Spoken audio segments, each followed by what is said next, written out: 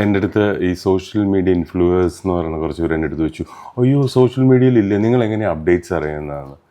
എന്ത് അപ്ഡേറ്റ്സ് ആണ് അറിയേണ്ടത്? ഈ പണി ഹിറ്റ് അല്ല, പണി എന്ന ഒരു മൂവി ഓടാൻ കാര്യം അത് നല്ലതായതുകൊണ്ടാണ്. ജോജുവിൻ്റെ വളർച്ച ഞാൻ കണ്ടിട്ട് ആസ് ആൻ ആക്ടർ ഞാൻ ഇൻസ്പയർഡ് ആക്ച്വലി. ഇത് മാത്രമേ ഉള്ളൂ സിനിമ എങ്ങനെയാണ് അഭിനയിക്കുന്നത്, പണ്ട് മുതലേ അങ്ങനെയായിരുന്നു. അപ്പോൾ ഞാൻ ഇങ്ങനെ പറഞ്ഞിരുന്നു, എനിക്ക് മലയാളത്തിലെ ഒരു നല്ലൊരു ക്യാരക്ടർ സൂട്ടാവുന്ന എന്തെങ്കിലും ഉണ്ടെങ്കിൽ പറയാന്നുള്ളത്. അപ്പോൾ അതിനുശേഷം വിട്ടു സാധനം. അപ്പോൾ ഞാൻ വിചാരിച്ചു ഓക്കെ മറന്നിട്ടുണ്ടായിരിക്കാം. പക്ഷെ അവൻ എൻ്റെ അടുത്ത് പറഞ്ഞിരുന്നു കറക്റ്റായിട്ട് സൂട്ടാവുന്ന ഒരു സാധനത്തിൽ ഐ വിൽ കോൾ യു. അങ്ങനെ വന്നതാണ് ഈ രഞ്ജിത്ത് വേലായുധൻ എന്ന കമ്മീഷണർ റോൾ. പക്ഷെ അത് ഞാൻ ഇതുവരെ ചെയ്തതിൽ വെച്ച് ഏറ്റവും ബെസ്റ്റായിട്ടുള്ള ഒരു റോളായിട്ടാണ് എനിക്ക് തോന്നിയിട്ടുള്ളത്. കാക്ക കാക്ക എന്ന ഗൗതം മേനോൻ്റെ പടം കണ്ടിട്ട് ഞാൻ നേരെ സിനിമ ഭ്രാന്ത് പിടിച്ചിട്ട് നേരെ ചെന്നൈയിലെത്തി. കുംബ്ലിംഗ് നൈറ്റ്സ് എന്ന പടം കണ്ടിട്ട് നേരെ തിരിച്ച് കൊച്ചിയിലേക്ക് വന്നു. നിങ്ങൾ എന്താ ചെയ്യണമെന്ന് ചോദിച്ചു.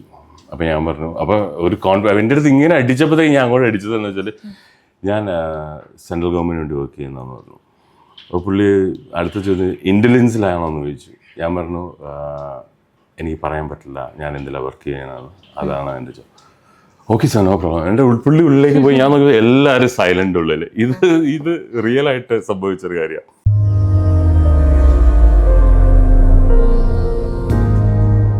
സിനിമാ പ്രാന്തറിൽ നിന്ന് കൂടെ ഉള്ളത് രഞ്ജിത്ത് വേലായുധനാണ്. Ranjith welcome to. Oh thanks. ഇപ്പം ഒരുപാട് വർഷമായിട്ട് ചേട്ടൻ സിനിമയിലുള്ള ഒരാളാണ്. ഇപ്പം നമുക്ക് സിനിമകളുടെ ലിസ്റ്റ് നോക്കിക്കഴിഞ്ഞാലും 2004 ആ ഒരു വർഷം മുതലേ സിനിമയിലുണ്ട്. ആൻഡ് ഇപ്പം റീസെൻ്റായിട്ട് പണി എന്ന മൂവിയിലൂടെ വീണ്ടും പ്രേക്ഷകരിലേക്ക് എത്തി. ശരിക്കും ചോദിക്കാനുള്ളത്, ഒരു ആക്ടറിനെ സംബന്ധിച്ച് എല്ലാവരും ഇപ്പം ഒരു സോഷ്യൽ മീഡിയ ലൈഫ് വളരെ നന്നായിട്ട് മാനേജ് ചെയ്ത് പോകുന്നതാണ്. പക്ഷെ രഞ്ജിത്തേട്ടനെ പറ്റി അറിയാനായിട്ട് നമുക്ക് ഇൻസ്റ്റാഗ്രാം, ഫേസ്ബുക്ക് ഇതിൽ നിന്നൊന്നുമുള്ള ഡീറ്റെയിൽസ് കിട്ടാനേ ഇല്ല. എന്താ ഒരു സോഷ്യൽ മീഡിയ ലൈഫ് കംപ്ലീറ്റ് ആയിട്ട് മാറ്റി വെച്ച് ഒരു സോളോ ലൈഫ് കൊണ്ടുപോകുന്ന ആളാണോ? എൻ്റെ അടുത്ത് ഈ സോഷ്യൽ മീഡിയ ഇൻഫ്ലുവേഴ്സ് എന്ന് പറയുന്ന കുറച്ച് പേര് എൻ്റെ അടുത്ത് വെച്ചു, അയ്യോ സോഷ്യൽ മീഡിയയിൽ ഇല്ലേ, നിങ്ങൾ എങ്ങനെയാണ് അപ്ഡേറ്റ്സ് അറിയുന്നതാണ്? എന്ത് അപ്ഡേറ്റ്സ് ആണ് അറിയേണ്ടത്? ഒന്ന്. രണ്ട്, എനിക്ക് റീച്ച് ആവേണ്ട ആൾക്കാർ, ഡയറക്ടേഴ്സൊക്കെ ആണെങ്കിലും അവർ ഈ സോഷ്യൽ മീഡിയ കണ്ടിട്ട് എന്നെ സിനിമയിൽ വിളിക്കാൻ അങ്ങനത്തെ ഒരു മൈൻഡ് സെറ്റുള്ള ആൾക്കാരല്ല ഞാൻ ഉദ്ദേശിക്കുന്നത്. പിന്നെ ആൾക്കാരുടെ റീച്ച്, ഈ പറയുന്ന ജെന്യൂൻ ആയിട്ടുള്ള ആൾക്കാരുടെ മുന്നിൽ റീച്ച് വേണമെങ്കിൽ നിങ്ങൾ നല്ല സിനിമ ചെയ്യുക, നിങ്ങൾ നല്ലൊരു ആക്ടർ ആവുക, അത് എന്നാൽ റീച്ച് ആവില്ലേ? ഇല്ലാതെ നമ്മൾ അവിടെ നിൽക്കുന്നു ഇവിടെ നിൽക്കുന്നു എന്നൊക്കെ പറഞ്ഞ് സോഷ്യൽ മീഡിയ കാണിച്ചിട്ട് I don't believe in that. അതാണ് റീസൺ. ഇതൊരു തെറ്റാണെന്ന് എനിക്ക് തോന്നുന്നില്ല ഇതുവരെയായിട്ടും. പക്ഷെ കുറേ പേര് ചോദിക്കുന്നുണ്ട്, നിങ്ങൾ ഭയങ്കരമായിട്ട് പോസ്റ്റിങ് ചെയ്ത കുറേ വർക്ക് കിട്ടില്ലേ, അതിനകത്ത് ബിലീവ് ചെയ്യുന്നില്ല ആക്ച്വലി. അതാ റീസൺ. ഇതുവരെയായിട്ടും യൂസ് ചെയ്തിട്ടില്ലേ ഇൻസ്റ്റാഗ്രാം? അല്ല, ഞാൻ ട്രൈ ചെയ്തിരുന്നു. എൻ്റെ അടുത്ത് ഞാനൊരു തെലുങ്ക് പടം ചെയ്തപ്പോഴത്തേക്കും അവിടുത്തെ ഒരു PR ഒരു ഏജൻസി പറഞ്ഞു സ്റ്റാർട്ട് ചെയ്യാം. ഞാൻ സ്റ്റാർട്ട് ചെയ്തു. പക്ഷെ ഞാൻ നോക്കിയപ്പോഴത്തേക്കും ഒരു ബന്ധമില്ലാത്ത ആൾക്കാരായി ഫോളോവേഴ്സേ. അവർ വന്നിട്ട് നല്ലതായിട്ടുണ്ട്, അതിലൊന്നും ഒരു കാര്യമില്ല എന്ന് എനിക്ക് തോന്നിയത്. അപ്പോൾ ഞാൻ വെച്ചാൽ വേണ്ട, നമ്മളുടെ എന്താണോ അങ്ങനെ പോകാമെന്ന് വിചാരിച്ചിട്ട് ഞാൻ ഒഴിവായി മാറിയതാണ്. ഇപ്പം മൂവീസ് ഇറങ്ങുമ്പോഴാണെങ്കിൽ പോലും എനിക്ക് തോന്നുന്നു നമ്മളൊരു ഡിജിറ്റൽ പ്ലാറ്റ്ഫോമിൽ വർക്ക് ചെയ്യുന്നതാണ്. അപ്പോൾ നമുക്ക് കുറേ കൂടെ അതായത് ഈ ഒരു ലൈഫ് എങ്ങനെയാണെന്ന് അറിയാം, സോഷ്യൽ മീഡിയയിലുള്ള ലൈഫ്. അപ്പോൾ ഒരു സിനിമ ഇറങ്ങുമ്പോഴാണെങ്കിൽ പോലും ഇപ്പോൾ സോഷ്യൽ മീഡിയ ഒരുപാട് അതിന് ഹെൽപ്പ് ചെയ്യാറുണ്ട്. ഇപ്പം ഫോർ എക്സാമ്പിൾ ഇപ്പോൾ പണി എടുത്തപ്പോഴും പണി മൂവി ഇറങ്ങി, അതിന് കുറച്ച് നാൾ കഴിഞ്ഞ് ചെറിയൊരു കോൺട്രവേഴ്സി വന്നു. അത് ജോജു ചേട്ടൻ തന്നെ വന്ന കോൺട്രവേഴ്സി സോൾവ് ചെയ്യായിരുന്നു. അങ്ങനത്തെ കുറേ ഉണ്ടായിരുന്നു. ഇതെല്ലാം സോഷ്യൽ മീഡിയയിലൂടെ ഉണ്ടാവുന്നതായിരുന്നു. അതിനെപ്പറ്റിയൊക്കെ അപ്പോൾ എങ്ങനെയായിരുന്നു അറിയുന്നത്? പണി ഹിറ്റ് അല്ല, പണി എന്ന ഒരു മൂവി ഓടാൻ കാര്യം അത് നല്ലതായതുകൊണ്ടാണ്. ഒരു ചീത്തപ്പടം നിങ്ങൾ ഇങ്ങനെ കോൺട്രവേഴ്സി ആയിട്ട് ഹിറ്റായതെങ്കിലും ഒരു പടം പറയാമോ? ഇല്ലല്ലോ, ഞാൻ കണ്ടിട്ടില്ല കേട്ടോ. അപ്പോൾ ചോദ്യം എന്ന് വെച്ചാൽ സോഷ്യൽ മീഡിയ ഉണ്ടായിരുന്നതുകൊണ്ടാണോ എന്ന് ഞാൻ വിശ്വസിക്കുന്നില്ല അതിൽ ആക്ച്വലി. എനിക്കറിയില്ല എന്താ. ഓക്കെ, അപ്പോൾ നമുക്ക് സിനിമയിലോട്ട് ഇനി പണിയായിരുന്നു ഇപ്പം റീസെന്റ് റിലീസ്. ഇപ്പം ജോജു ചേട്ടനായിട്ട് കുറേ വർഷത്തെ ഒരു സൗഹൃദം, രണ്ടുപേരുടെയും ഒരു സൗഹൃദത്തെ പറ്റിയൊക്കെ ഒരുപാട് കേട്ടിട്ടുണ്ട്. സോ ആ ഒരു സൗഹൃദത്തിലൂടെ തന്നെ ആയിരുന്നു പണിയിലോട്ടുള്ള എൻട്രി? തീർച്ചയായിട്ടും. ഞാൻ ജോജുവിൻ്റെ വളർച്ച ഞാൻ കണ്ടിട്ട് ആസ് ആൻ ആക്ടർ ഞാൻ ഇൻസ്പയർഡ് ആക്ച്വലി. ഇത് മാത്രമേ ഉള്ളൂ സിനിമ എങ്ങനെയാണ് അഭിനയിക്കുന്നത്, പണ്ട് മുതലേ അങ്ങനെയായിരുന്നു. പണ്ട് മുതലെന്ന് പറഞ്ഞാൽ 2023 മുതൽ, അല്ല 2003 മുതൽ എനിക്കറിയാം. 2015 ഇപ്പം ജോജുവിൻ്റെ കരിയറിലൊക്കെ ഇവിടെ അല്ലേ മലയാളത്തിലെ വലിയ ഇതായി. ഐ ആം ഇൻ ടച്ച് അപ്പോഴുള്ള ജോജുവിൻ്റെ അതേ ഇതിലാണ് ഞാൻ ഇപ്പോഴും ലൈക്ക് വി ആർ. അപ്പോൾ ഞാൻ ഇങ്ങനെ പറഞ്ഞിരുന്നു എനിക്ക് മലയാളത്തിലെ ഒരു നല്ലൊരു ക്യാരക്ടർ സൂട്ടാവുന്ന എന്തെങ്കിലും ഉണ്ടെങ്കിൽ പറയാന്നുള്ളത്. അപ്പോൾ അതിനുശേഷം വിട്ടു സാധനം. അപ്പോൾ ഞാനും ചോദിച്ചു ഓക്കെ മറന്നിട്ടുണ്ടായിരിക്കാം. പക്ഷെ അവൻ എൻ്റെ അടുത്ത് പറഞ്ഞിരുന്നു കറക്റ്റായിട്ട് സൂട്ടാവുന്ന ഒരു സാധനത്തിൽ ഐ വിൽ കോൾ യു. അങ്ങനെ വന്നതാണ് ഈ രഞ്ജിത്ത് വേലായുധൻ എന്ന കമ്മീഷണർ റോൾ. പക്ഷെ അത് ഞാൻ ഇതുവരെ ചെയ്തതിൽ വെച്ച് ഏറ്റവും ബെസ്റ്റായിട്ടുള്ള ഒരു റോളായിട്ടാണ് എനിക്ക് തോന്നിയിട്ടുള്ളതും ആൾക്കാർ പറയുന്നത്. നമുക്ക് നോക്കാൻ വേണ്ടി എന്താ സംഭവിക്കുന്നതെന്ന്. ഇപ്പോൾ OTT ഇറങ്ങിയപ്പം കുറേ കൂടെ അപ്രിസിയേഷനും കൂടുതൽ ആൾക്കാരിലേക്ക് വീണ്ടും എത്തുന്നു. അപ്പം അവിടെ നിന്നൊക്കെ ത്രൂ ഔട്ട് എല്ലാവരും കണ്ടിട്ടുള്ളൊരു ഓവറോൾ റെസ്പോൺസ് എങ്ങനെയായിരുന്നു? അടിപൊളിയായിട്ടാണ് എല്ലാവരും. ശബ്ദം ഞാനാണോ ഡബ് ചെയ്തതെന്ന് ചോദിച്ചാൽ എല്ലാവരും നല്ല അഭിപ്രായം പറയുന്നത് അതിനെക്കുറിച്ച്. യെസ്. ഇതിൽ ഈ പേര് കമ്മീഷണറുടെ പേരും ഓൺ നെയിം തന്നെ യൂസ് ചെയ്യാനുള്ള റീസൺ ചോദിച്ചായിരുന്നോ ജോജു ചേട്ടനോട്? അതൊരു കോമഡി ആക്ച്വലി. അത് ഞാൻ സിനിമ ചെയ്തപ്പോഴത്തേക്കും വിണ്ണീത് ആൻഡ് വരുവാ എന്നൊരു പടം ചെയ്തിരുന്നു തമിഴിൽ. കാക്ക കാക്ക എന്ന ഗൗതം മേനോൻ്റെ പടം കണ്ടിട്ട് ഞാൻ നേരെ സിനിമ ഭ്രാന്ത് പിടിച്ചിട്ട് നേരെ ചെന്നൈയിലെത്തി. കുംബ്ലിംഗ് നൈറ്റ്സ് എന്ന പടം കണ്ടിട്ട് നേരെ തിരിച്ച് കൊച്ചിയിലേക്ക് വന്നു. ഇതാണ് എൻ്റെ ഒരു ഇത് പറയാനുള്ളത്. അപ്പോൾ പേര് എൻ്റെ ടൈറ്റിൽ നെയിം രജിസ്റ്റർ ചെയ്തിരിക്കുന്നത് സത്യ എന്ന പേരിലായിരുന്നു തമിഴിൽ. അത് കഴിഞ്ഞിട്ട് ഞാനൊരു രഞ്ജിത്ത് മാറ്റി സത്യ എന്നാക്കി. Gautham if you see Vineeth and വരുവായ അതിൻ്റെ അകത്ത് ആക്ടർ എന്ന ഇതിൽ കാർഡിൽ വരുന്ന സത്യ എന്ന് പറഞ്ഞ ആക്ടർ കേട്ടോ. സത്യ എന്ന് പറഞ്ഞ ആക്ടർ വന്നു. അത് കഴിഞ്ഞിട്ട് എന്നെ ഡയറക്ടർ സാമി എന്ന് പറഞ്ഞ ഡയറക്ടർ ഉണ്ട് തമിഴിൽ. പുള്ളി ഒരു പടം ചെയ്തപ്പോൾ ഞാനൊരു ടൈറ്റിൽ ക്യാരക്ടറായിട്ട് ചെയ്തു, ഹീറോ റോളായിട്ട്. അതിനകത്ത് കങ്കാരു എന്ന പടത്തിൻ്റെ പേര്. അപ്പോൾ പുള്ളി പറഞ്ഞു ഞാൻ ഈ ആക്ടറെ ഹീറോ ആയിട്ട് ലോഞ്ച് ചെയ്യാണ്. അപ്പോൾ പേര് സത്യ എന്ന പേര് വേണ്ട, നമുക്ക് അർജുന എന്നുള്ള പേര്. അപ്പോൾ ഞാൻ ചോദിച്ചു പേരിൽ കാര്യമില്ല, ഓക്കെ സിനിമ നന്നായി മതി എന്നുള്ളതിൽ. അപ്പോൾ അർജുന അങ്ങനെയായി. ഈ അർജുന എന്ന് പറഞ്ഞാൽ ഭയങ്കര ഡ്രാമാറ്റിക്. ഞാനിവിടെ അർജുന എന്നൊക്കെ പറഞ്ഞ് മനസ്സിലായോ.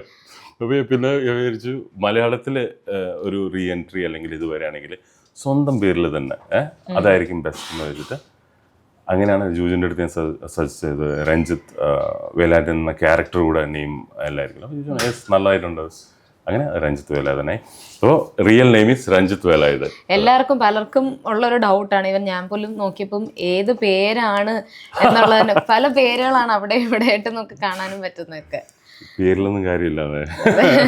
അതെ അതെ. അപ്പം ഈ ഒരു പോലീസ് വേഷം ചെയ്യുന്നതിൻ്റെതായിട്ടുള്ള കുറച്ച് കാര്യം ഇപ്പം മാനറിസവും നമുക്ക് ബോഡി ലാംഗ്വേജ് ഒക്കെ കീപ്പ് ചെയ്യേണ്ടതായിട്ടൊക്കെ വരില്ല. അപ്പം സോ ആ ഒരു രഞ്ജിത്ത് വേലായുധൻ എന്നുള്ള ഒരു ക്യാരക്ടർ പോലീസ് വേഷം ആ ഒരു കൺവേർട്ട് ചെയ്തപ്പോൾ എങ്ങനെ ഉണ്ടായിരുന്നു? ആക്ച്വലി ഞാൻ ടൂറിസം ഇൻഡസ്ട്രിയിൽ വർക്ക് ചെയ്യുന്ന ആളാണ്. ഞാൻ ഓൾ ഓവർ വേൾഡ് യാത്ര ചെയ്യും. അപ്പോൾ ഈ പണി സിനിമ വന്നിട്ട് ഷൂട്ടിങ് ഓൾമോസ്റ്റ് 1 ഇയറോളം എടുത്തു.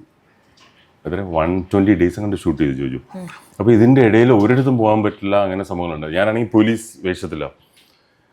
പോലീസ് വേഷത്തിൽ ഉള്ള ഇതായതുകൊണ്ട് എനിക്ക് കുറേ അനുഭവം ഉണ്ട്. ആക്ച്വലി ഞാൻ ഒരിക്കലും ഇങ്ങനെ ട്രെയിനിൽ യാത്ര ചെയ്യുമ്പോഴേക്കും ഈ പുറത്തൊക്കെ കൂടുതൽ യാത്ര ചെയ്യുന്നതുകൊണ്ട് ഈ ആൾക്കാർ ഇപ്പം നമ്മുടെ ട്രെയിനിൽ കയറി കഴിഞ്ഞാലുണ്ടല്ലോ ഈ ഫോൺ വെച്ചിട്ട് എല്ലാവരും യൂട്യൂബ് പ്ലേ ചെയ്യുക, അല്ല ഭയങ്കര ലൗഡായിട്ട് പ്ലേ ചെയ്യുന്ന അല്ല ഭയങ്കര അടുത്തിരിക്കുന്ന ആൾക്കാർ ഡിസ്റ്റർബ്. ഒരിക്കലും വന്ദേ ഭാരത് ഇങ്ങനെ യാത്ര ചെയ്തപ്പോഴത്തേക്കും ഒരു സെറ്റ് പൊളിറ്റീഷ്യൻസ് മലയാളത്തിൽ ഒരു കയറി. അപ്പം ഞാൻ ഷൂട്ടൊക്കെ കഴിഞ്ഞിട്ട് എന്നെ ആർക്കും അറിയില്ല, ആക്ടറാണോന്നും അറിയില്ല, ഫേമസും അല്ല. ഞാൻ അങ്ങനത്തെ ഒരു ഡ്രസ്സ്, പോലീസ് ഡ്രസ്സിലല്ല, പക്ഷേ അങ്ങനത്തെ ഒരു ഡ്രസ്സിൽ ഞാൻ ഇരിക്കാം.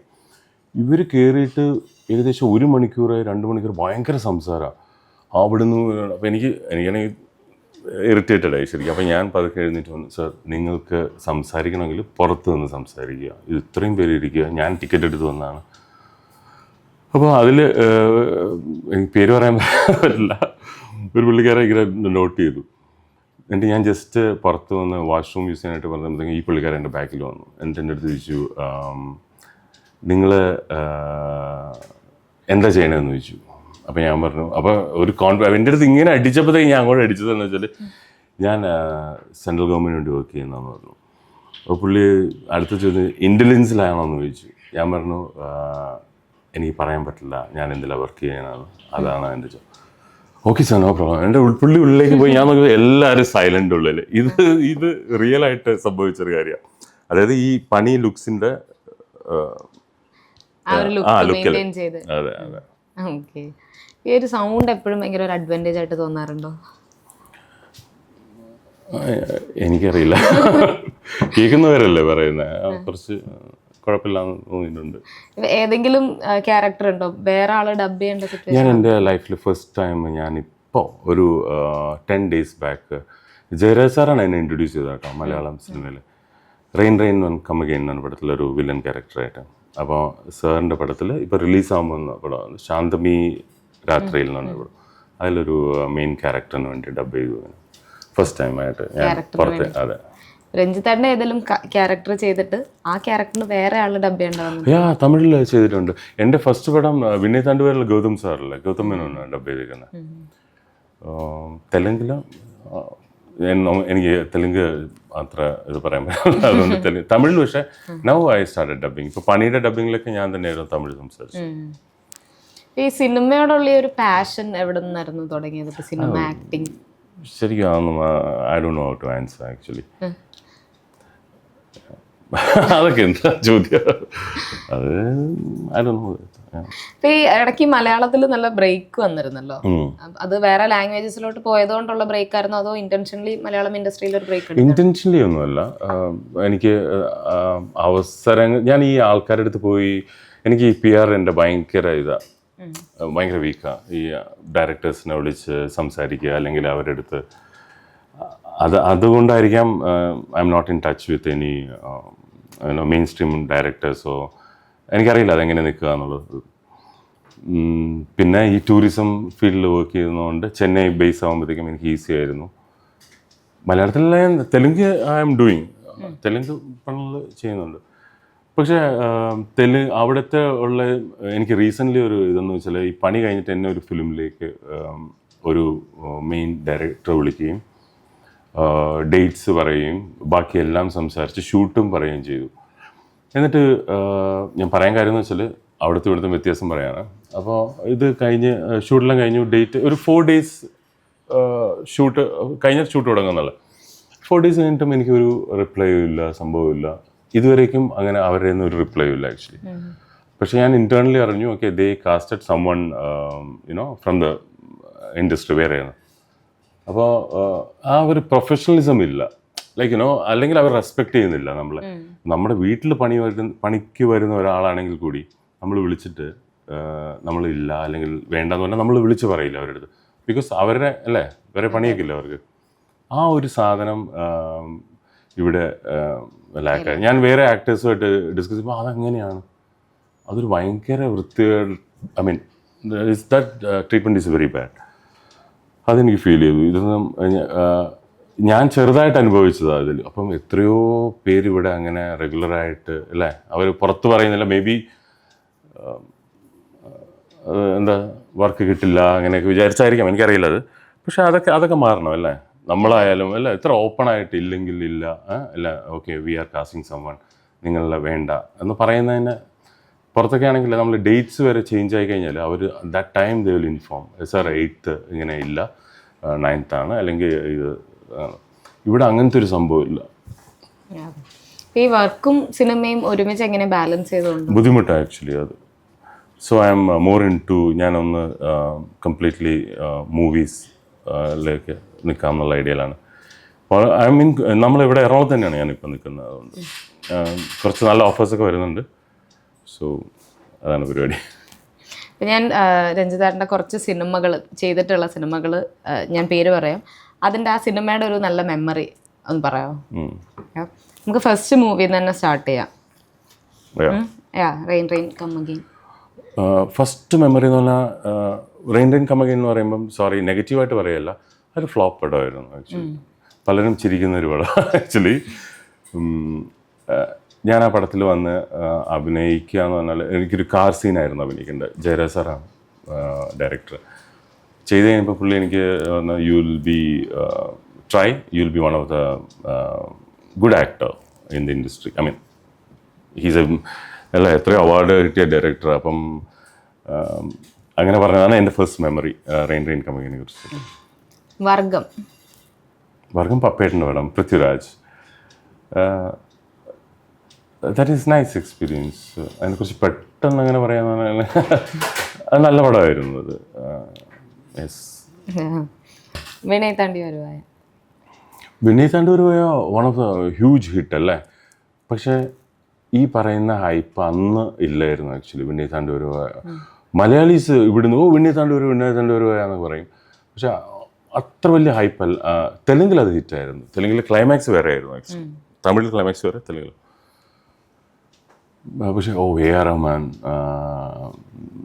അദ്ദേഹം ഓസ്കർ അല്ല ആ സമയത്ത് ആയിരുന്നു ഓസ്കർ വിൻ ചെയ്യും. അങ്ങനെ കുറേ മെമ്മറീസ് ഉണ്ട് അതിൽ. So Vinay Thandur is definitely goosebumps. Super music ഇപ്പം കൂടെ അല്ലേ? മ്യൂസിക്, ജെസ്സി, കാർത്തിക്, ജെറി, ബാബു ആൻ്റണി അല്ലേ അതിൻ്റെ അകത്ത് ഫാദറായിട്ടാണ്. എൻ്റെ ഒരു പടത്തിൽ ഞാൻ ബാബു ആൻ്റണി എൻ്റെ അച്ഛനായിട്ട് അഭിനയിച്ചു. ഇതിൽ വിനയ് താണ്ടൂർ പോയ ഞാനൊരു പടം ചെയ്തു കോബ്ര എന്ന് പറഞ്ഞൊരു പടം. അതിൻ്റെ അകത്ത് ചേട്ടനായിട്ട് അഭിനയിച്ചത്. ഇതിന് മമ്മൂക്ക എനിക്കൊന്ന് കാസ്റ്റ് ചെയ്താന്ന് തോന്നുന്നു. അതിൽ ഐ മീൻ സജസ്റ്റ് ചെയ്തായിരിക്കാം. വിനയ് താണ്ടൂർ പോയി ഇങ്ങനെ കണ്ടിട്ട് നല്ല. വിനയ് താണ്ടി വരുവായിട്ട് സെക്കൻഡ് പാർട്ട് വരണം എന്ന് ആഗ്രഹിക്കുന്നുണ്ടോ? കുറെ പേര് GVM സാറിന്റെ അടുത്ത് ഇങ്ങനെ ചോദിക്കുന്നുണ്ടായിരുന്നു സെക്കൻഡ് പാർട്ടിനെ പറ്റിയൊക്കെ. ബോറായിരിക്കില്ലേ? അതിന്റെ കാർത്തിക് ജെസ്സി ഫാൻസ് ഒക്കെ ഒരുപാട് ആഗ്രഹിക്കുന്നതാണല്ലോ. സിനിമ ഇതിൽ നോക്കുമ്പോൾ maybe Karthik and Jessy അവരൊക്കെ മാറിയില്ലേ? ഇപ്പം വേറെ സ്റ്റൈലല്ലേ? അങ്ങനല്ലേ പുതിയ സാധനങ്ങളല്ലേ?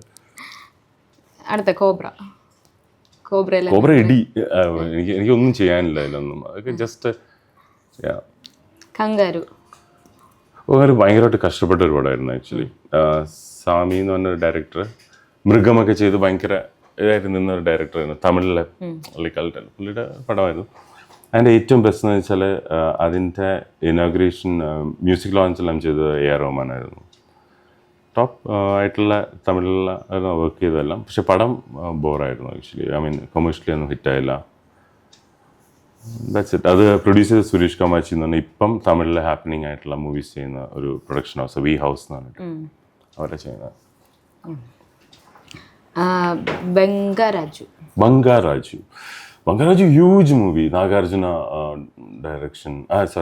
നാഗാർജുന ആൻഡ് നാഗ ചൈതന്യ വെച്ചാൽ അത് തെലുങ്ക് സെറ്റ് എന്ന് പറഞ്ഞാൽ വേറെ ഏതാ. ഈ ഒരു മൂഡേ അല്ല കേട്ടോ, അവിടെ പൊളിയാ. അത് ദാറ്റ്സ് ഫെസ്റ്റിവൽ മൂവി. അങ്ങനത്തെ ഒരു മൂവിയായിരുന്നു. പിന്നെ വരുന്ന പ്രോജക്ട്സ് ഏതൊക്കെയാണ്? ഈ പ്രോജക്ട്സ് പറയാനിരുന്ന പ്രശ്നം എന്നറിയോ? ഇപ്പം ഞാൻ ഒരു ഇത് പറഞ്ഞില്ലേ, ഞാൻ ഒരു 2 days കഴിഞ്ഞിട്ട് ഷൂട്ട് തുടങ്ങുന്ന ഒരു ഫിലിമിൻ്റെ എനിക്ക് പറയാമല്ലോ അല്ലേ? എനിക്ക് കൺഫേം ചെയ്തത് അല്ലേ? ഞാനിങ്ങനെ ഇത് ചെയ്യാൻ പോകുന്നു. അപ്പോൾ അതിൽ നിന്ന് നമ്മളറിയാതെ ഇതുപോലെ സംഭവിച്ചു കഴിഞ്ഞാൽ അത് തെറ്റായ ഒരു ഇൻഫർമേഷൻ ആണെന്ന് എനിക്ക് തോന്നുന്നു. ഞാൻ പറഞ്ഞു കഴിഞ്ഞിട്ട് സംഭവിച്ചില്ലെങ്കിൽ അല്ല അങ്ങനെ സംഭവിച്ചു എനിക്ക്. ഞാൻ കഴിഞ്ഞൊരു ഇൻ്റർവ്യൂവിൽ ഇങ്ങനെ ചോദിച്ചപ്പോഴത്തേക്കും ഓക്കെ ഞാൻ 10th മുതൽ ഈ പടത്തിൽ ജോയിൻ ചെയ്യാണെന്ന് എല്ലാം കൺഫേം ആയിട്ട് ഇതുപോലെ എനിക്ക് കിട്ടിയപ്പോഴത്തേക്കും അപ്പം ഞാൻ വിചാരിച്ചു ഇനി സിനിമ ഷൂട്ട് ചെയ്താലും പറയാൻ പാടില്ല ഞാൻ ആ പ്രോജക്റ്റ് ചെയ്യുന്നു. റിലീസായി കഴിഞ്ഞാൽ പറയാൻ പാടുള്ളത്. അപ്പോൾ അതുകൊണ്ട് പ്രോസസ് ഉണ്ട്. തമിഴുണ്ട്. ഇത്തിരി വലിയ പടങ്ങളാണ് ആക്ച്വലി. അതിൽ നല്ല ക്യാരക്ടേഴ്സാണ്. ഐ എം ലുക്കിംഗ് ഫോർ ഇപ്പം എന്തോ നല്ല ഐ മീൻ പണി ഓൾസോ എല്ലാ ആക്ടറെ കുറച്ച് റീഫൈൻ ചെയ്യുന്നു തോന്നുന്നു ആ ഒരു പ്രോസസ്സിലൂടെ. So I am getting good offers. തമിഴിൽ ഒരു 2 പ്രോജക്റ്റ് വലിയ പ്രോജക്ട്സ് പാർട്ടായിരിക്കും. മലയാളം ഒന്നും അങ്ങനെ കൺഫേംഡ് ആയിട്ടൊന്നും പറയാനുള്ള ഇതില്ല. പിന്നെ ക്യാരക്ടേഴ്സ് ചെയ്യുമ്പോൾ തന്നെ എങ്ങനത്തെ ക്യാരക്ടേഴ്സ് എക്സ്പ്ലോർ ചെയ്യണം എന്നാണ് ആഗ്രഹം? അങ്ങനെയൊന്നും ഇല്ലാന്നേ നമുക്ക്. എന്ത് എക്സ്പ്ലോർ നല്ല ക്യാരക്ടേഴ്സ് ചെയ്യണം. നല്ല ഇതെല്ലാം ഡയറക്ടേഴ്സിൻ്റെ ഇതല്ലേ. അവര് പറയും പോലെ അവര് നമ്മുടെ അത്രയൊന്നും പറയാനുള്ള ഇപ്പൊ ഓൾമോസ്റ്റ് ഒരു 20 years ആയില്ലേ ഇൻഡസ്ട്രിയിൽ. അങ്ങനെ നോക്കുമ്പോഴത്തേക്കും ഹ്യൂജ് അല്ലേ? 20 years ജേർണി ഒരു ഓവറോൾ ചോദിച്ചു കഴിഞ്ഞാൽ എങ്ങനെയായിരിക്കും? How is cinema treating you ചോദിച്ചാൽ? ഞാൻ സിനിമയിൽ നിന്ന് മാറി നിന്ന വ്യക്തിയല്ലേ.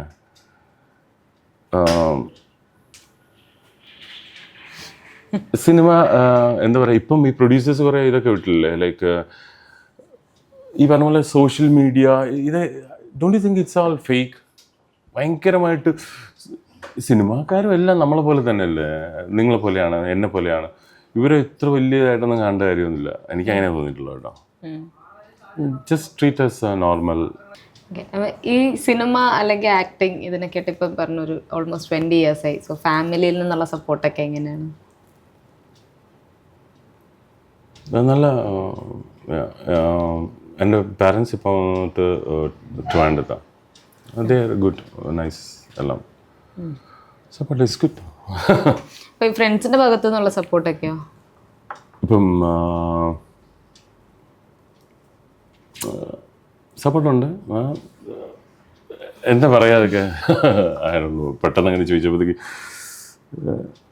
സിനിമയൊക്കെ കണ്ടിട്ട് ഇപ്പം ഒരു ഞാൻ ചോദിക്കട്ടെ, ഇപ്പം ഫസ്റ്റ് മൂവി വലിയ ഹിറ്റായില്ല, റെയിൻ കമ്മഗി എന്ന് പറഞ്ഞ മൂവി അത്ര ഹിറ്റായില്ല. അപ്പം അന്ന് തളർത്തിയവർ പിന്നെ എപ്പോഴെങ്കിലും വന്നിട്ട് ഓക്കെ നന്നായി ചെയ്യുന്നുണ്ട്, നല്ല മൂവീസിൻ്റെ ഭാഗമാവുന്നു? ഇല്ല, ഐ ഡോണ്ട് തിങ്ക് ഞാനൊരു ഭയങ്കര വലിയ ആക്ടർ അല്ലെ അങ്ങനെ സംഭവമൊന്നും ഞാൻ വിശ്വസിക്കുന്നില്ല. എൻ്റെ അടുത്ത് ജോജു പറഞ്ഞൊരു കാര്യമാണ്, you can be an actor. എങ്ങനെയാണെന്ന് വെച്ചാൽ you can be an actor if you work hard. You have to, അതൊരു പ്രോസസ്സാണ്. You have to learn so I am still in a learning process. Actually I am interested in that. അതിനോട് താല്പര്യമുണ്ട്. ആ process it's lot of പറയാൻ പറ്റാത്ത കുറേ കാര്യങ്ങളാണ്. So അത് ജോജു എൻ്റെ അടുത്ത്, because I have seen Joju അല്ലേ. ഞാൻ ഈ അടുത്തൊരു പടം കണ്ടപ്പോഴത്തേക്കും വാട്ട് എ ബ്രില്യൻ്റ് ആക്ടർ. ഇപ്പം പാൻ ഇന്ത്യയിൽ എനിക്ക് ജോജു തമിഴിൽ കാർത്തിക് സുബ്രാജ് ഒരു കാര്യം എൻ്റെ ഇടയിൽ പറയാം കേട്ടോ. തമിഴിൽ ഒരുവിധം സെക്കൻഡ് താഴത്തേക്ക് പോകുന്ന ഡയറക്ടേഴ്സ് എല്ലാം ഇവിടെ ഭയങ്കര വലിയ സംഭവം കേട്ടോ. നിങ്ങൾക്ക് മലയാളത്തിൽ പേരൊന്നും പറയാൻ, പക്ഷെ അവിടെ ഏറ്റവും ടോപ്പായിട്ടുള്ള ഡയറക്ടേഴ്സ് നിങ്ങൾക്ക് അറിയില്ല ആക്ച്വലി മലയാളത്തിൽ. അങ്ങനെ ഇപ്പം രഞ്ജിത്തേട്ടൻ ഫോളോ ചെയ്യുന്ന ഒരു തമിഴ് ഡയറക്ടേഴ്സ് ചോദിച്ചു കഴിഞ്ഞാൽ ആരൊക്കെയായിരിക്കും? Karthik Subbaraj all are good, എല്ലാവരും നല്ലതാണ്. ബട്ട് നമുക്കറിയാത്ത ഇപ്പോൾ ലോകേഷ് ഒക്കെ അങ്ങനത്തെ ഒരു പാറ്റേണിൽ പഠിച്ച ലോകേഷ് കനകരാജ് എല്ലാം ഒരു ഗുഡായിരുന്നു. പേര് പറയാനില്ല. ഓക്കെ, ചോദ്യം എന്തായിരുന്നു നമ്മൾ സംസാരിച്ചു വന്നത്? ഇപ്പം ഞാൻ ലാസ്റ്റ് ചോദിച്ചത് തമിഴ് ഡയറക്ടേഴ്സിൻ്റെ ആയിരുന്നു. കണക്ട് ചെയ്ത് ഇങ്ങനെ എത്തിയത് വേറെ പോയി. ഫ്രണ്ട്സിൻ സിനിമ അല്ല, ജോജു പറഞ്ഞത് actually U can B A good actor if you work towards it. നല്ല പണിയെടുക്കണം അതിന്. അതെന്താണ് പണിയെടുക്കേണ്ടതെന്ന് മനസ്സിലാക്കുക. ആ ഒരു പ്രോസസ്സിലൂടെ ആയിരുന്നു എന്നെ പണി ടീച്ച് ചെയ്തത് ആക്ച്വലി, പണി എന്നൊരു പടം. So I am just trying to do that. ഇപ്പോൾ ജോജു ചേട്ടനായിട്ടുള്ള കുറേ വർഷത്തെ ഒരു ഫ്രണ്ട്ഷിപ്പ്, ലൈക്ക് സിനിമ എന്നതിനോട്ട് അപ്പുറത്തോട്ടുള്ള നിങ്ങൾ തമ്മിലുള്ളൊരു നല്ല ഫ്രണ്ട്ഷിപ്പ് ഉണ്ട്. അപ്പോൾ ജോജു ചേട്ടൻ്റെ ഒരു കരിയർ ഗ്രോത്ത് നന്നായിട്ട് വിറ്റ്നസ് ചെയ്തിട്ടുള്ള ഒരാളും കൂടെയാണ് രഞ്ജിത്തേട്ടൻ. ഇപ്പം ജൂനിയർ ആർട്ടിസ്റ്റായിട്ട് കുറേ വർഷങ്ങൾ അവിടെ നിന്ന് നന്നായിട്ട് സ്ട്രഗിൾ ചെയ്തു. ആൻഡ് പിന്നെ ജോജു ചേട്ടൻ്റെ ലൈഫിൽ വന്നിട്ട് ഒരു കരിയർ ബ്രേക്ക് വന്നു. ജോസഫ് എന്ന മൂവി വന്നു. അതിനുശേഷം പിന്നെ കുറച്ച് സിനിമകളുടെ ഭാഗമായി ആൻഡ് ഒരു ഡയറക്ടർ സൈഡും, ലൈക്ക് ആക്ടർ, പ്രൊഡ്യൂസർ, ഡയറക്ടർ, ഇതെല്ലാം വിറ്റ്നസ് ചെയ്തിട്ടുള്ള ഒരാളാണ്. അപ്പം as director and as a friend എങ്ങനെയായിരിക്കും ജോസഫ് എന്ന ആക്ടറിനെ ഡിഫറൻഷിയേറ്റ് ചെയ്യുന്നത്? ടു ബി വെരി ഓണസ്റ്റ്, അന്ന് ജോജു ജൂനിയർ ആർട്ടിസ്റ്റ്, എനിക്ക് ജൂനിയർ ആർട്ടിസ്റ്റ് അങ്ങനത്തെ ഒരു മൈൻഡിലായിരുന്നു ജോജുവിൻ്റെ അടുത്ത്. ഫ്രണ്ട് ഇപ്പോഴും സെയിം സെറ്റാണ്. ലൈക്ക് അന്ന് എന്തായിരുന്നു അത് തന്നെയാണ്. പക്ഷേ സ്ക്രീനിൽ ജോജു ആക്ട് ചെയ്ത ഇത് കാണാൻ നേരത്തെ, ഇപ്പം ഞാനൊരു പടം കണ്ടു, നാരായണീൻ്റെ മൂന്നാണ്. ആ ബ്രില്യൻ്റ് ആക്ടോ അത്. അപ്പോൾ കുറേ നമുക്കറിയാത്ത സാധനങ്ങൾ നമ്മൾ ഒരാൾ പറഞ്ഞു തരാനുണ്ടെങ്കിൽ അത് രസമല്ലേ. ബെസ്റ്റ് ഒരു പ്രൂവ് ചെയ്ത ഒരാൾ, അതൊരു ഭയങ്കര സംഭവമാണ് അത്. സോ എന്നെ ജോജു ഭയങ്കരമായിട്ട് ഇൻസ്പയർഡാണ്. ഐ ആം ഇൻസ്പയർഡ് ജോജുവിൻ്റെ വർക്കിൽ. Is teaching me, I mean അതിൻ്റെ ഒരു പ്രോസസ്സ് എന്താണെന്നുള്ളത് I M learning from him actually. As director Joju ചേട്ടൻ എങ്ങനെയാണ് സെറ്റിൽ? ജോജു ഒരു പെർഫെക്ഷൻ പിടിക്കുന്നൊരു ആളാണ്. ഇത് വേണമെന്ന് പറഞ്ഞാൽ ഇത് വേണം, അതാ ജോജുവിൻ്റെ അതുകൊണ്ടാണ് പടം ഇത്രയും ടൈം എടുത്ത് ഷൂട്ട് ചെയ്തതും ബഡ്ജറ്റെല്ലാം ഇങ്ങനെ ആയതായിരിക്കും. പിന്നെ റിസൾട്ട് നിങ്ങൾ കണ്ടതല്ലേ അല്ലേ? അതെ. അതിൻ്റെ റിസൾട്ട് അപ്പോൾ it's a good, director wise is very good. അപ്പം ഇനിയും ഒരുപാട് സിനിമകളുടെ ഇപ്പം ഇനി തുടങ്ങാൻ പോകുന്ന സിനിമകളൊക്കെ കുറച്ചുണ്ടല്ലോ. അപ്പം അതും ഇപ്പം പണി ഇപ്പോൾ OTT-ൽ വന്നിട്ട് വീണ്ടും നല്ല നല്ല റെസ്പോൺസസ് കിട്ടുന്നുണ്ട്. ആൻഡ് അത് ഇനിയും ഒരുപാട് ആളുകളിലേക്ക് എത്തട്ടെ, ആൻഡ് ഒരുപാട് നല്ല കഥാപാത്രങ്ങൾ കിട്ടട്ടെ എന്നും ആശംസിക്കുകയാണ്. അപ്പോൾ thank you so much for spending time with us. നമുക്ക് വീണ്ടും കാണാൻ okay, thank you very much. Okay, so thanks. Support ചെയ്യുക. സോഷ്യൽ മീഡിയയിലോ ഇതിലൊന്നും ഇല്ല. അപ്പോൾ ദാറ്റ്സ് ഇറ്റ്. Thank you.